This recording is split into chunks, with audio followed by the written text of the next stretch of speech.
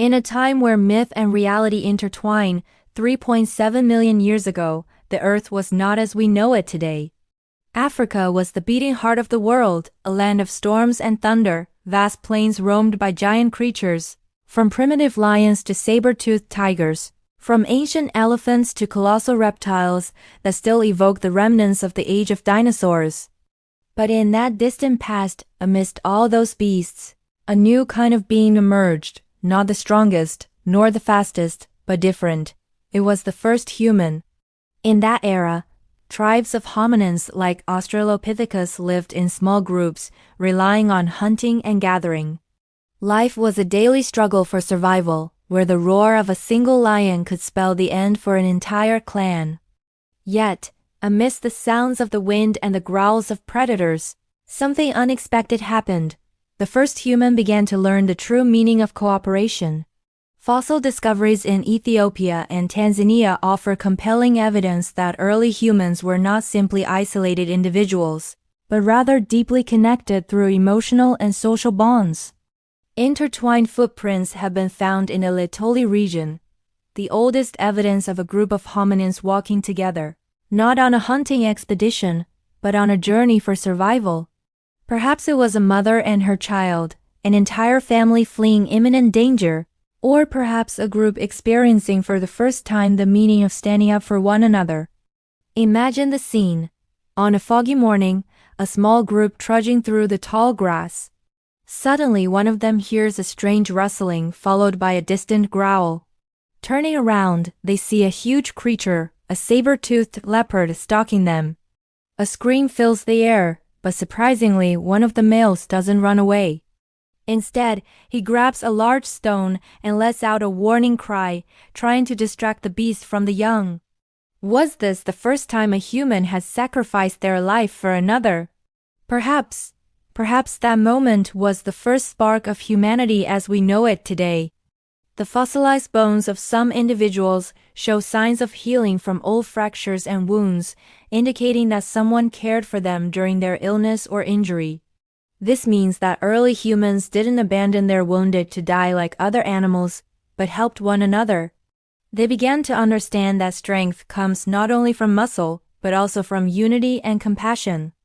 As time passed, fire, language, and collective instinct became new tools for survival. But the seed of true humanity had been planted in that ancient moment, when someone stood between life and death, not for themselves, but for others. That moment that set humankind apart from all other creatures on Earth. Perhaps 3.7 million years ago, the struggle wasn't just for food. It was a struggle for the very soul of humanity. And who knows? Perhaps it was the first time one human saved another, thus beginning the greatest story in history, the story of humankind. In those ancient times, when the Earth was in the chaos of primal nature, there were no cities, no fire, no shelter. Only forests, swamps, and predators lurking at every turn. Yet, amidst all this danger, the first spark of consciousness ignited in the minds of creatures who had not yet grasped the meaning of human. They lived in small groups, sharing food and shelter, but they began to exhibit behavior unfamiliar in a world ruled by cruelty. Behavior of compassion. Early humans began to understand that survival depended not only on strength, but also on cooperation, and that salvation was not achieved through flight, but through unity. Imagine a member of the herd falling wounded after an attack by a predator, and the group gathering around him not to devour him, but to protect him. They risked their lives to keep the beasts away. That scene, seemingly simple, was the birth of the oldest human emotion on Earth. In every wound tended by our ancestors, in every child protected from danger, humanity was slowly being written. As if it were a hidden message saying that survival belongs not to the physically strongest, but to the most loyal. As the centuries passed, those instincts began to evolve. Cries became signals, and gestures a primitive language of communication. Early humans began to cooperate in hunting, in defense, and in building shelters. The forest was no longer just a place of fear, but a school of life, where humankind learned how to be human. The Earth has changed a great deal since then. Creatures have become extinct, and others have emerged. But that first moment, when one human saved another from death, still resides deep within us today. It is the instinct that makes us reach out to help, assist the weak, and stand by those we love. It is an ancient memory that has not faded for 3.7 million years. So when you save a life today, when you comfort a friend, or help a stranger, remember that the roots of this act go back to the dawn of history, to a time very long ago, when a primitive human stood up to danger and silently told the world, "I will not let him die alone." That was the beginning of the story. The story of the human who saved the human.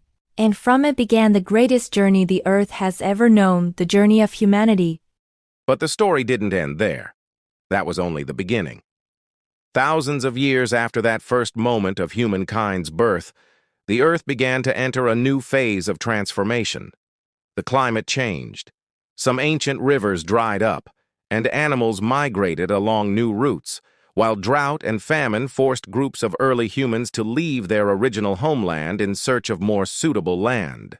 Those journeys across forests and desolate plains were more perilous than any battle they had ever fought. Every step was a gamble between life and death, and every long night was a test of both fear and determination. With each new challenge, early humans' abilities developed. They learned from every experience, and passed on these lessons to their descendants through primitive signs and sounds that later evolved into the nucleus of the first language. And in a remote cave on the slopes of the African mountains, a small group lit a fire for the first time, an event that changed the course of history forever. Fire was not merely a means of cooking or warmth, it was a symbol of dominion over nature. A declaration that this physically weak creature possessed something beasts lacked: consciousness.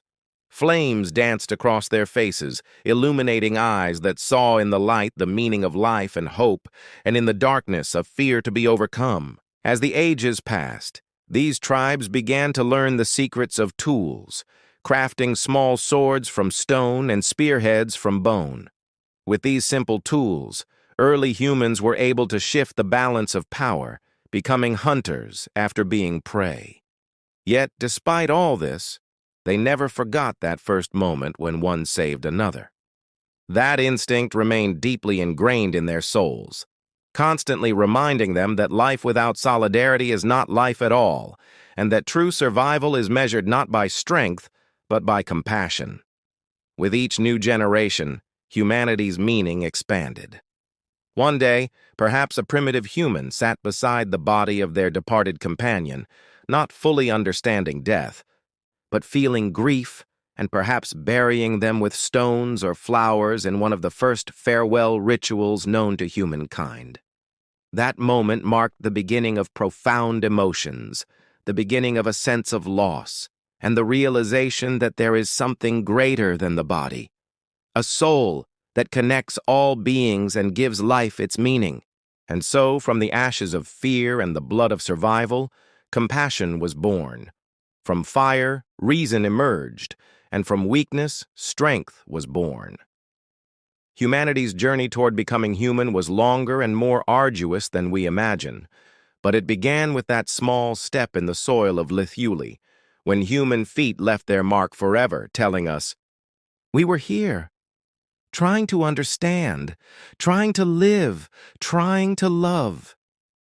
And today, millions of years later, that story continues to be written in every act of kindness we perform, in every person who extends a hand to another, in every heart that chooses compassion over cruelty. Because what began 3.7 million years ago was not merely the beginning of human life. It was the beginning of humanity itself.